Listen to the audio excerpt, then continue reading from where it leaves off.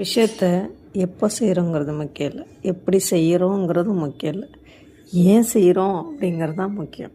அப்போது யோசிக்காமல் சில நேரங்களில் நம்ம சின்னதாக செய்கிற தவறு கூட பெரிய சிக்கலை ஏற்படுத்திடும்.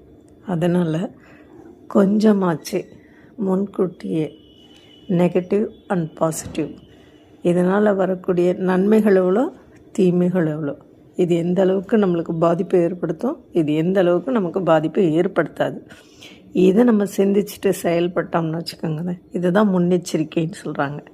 அவேர்னஸ்.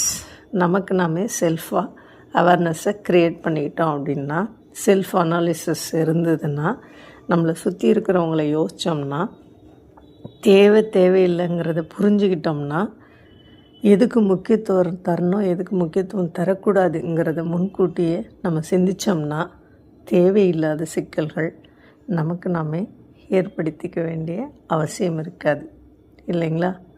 நன்றி. தொடருவோம்.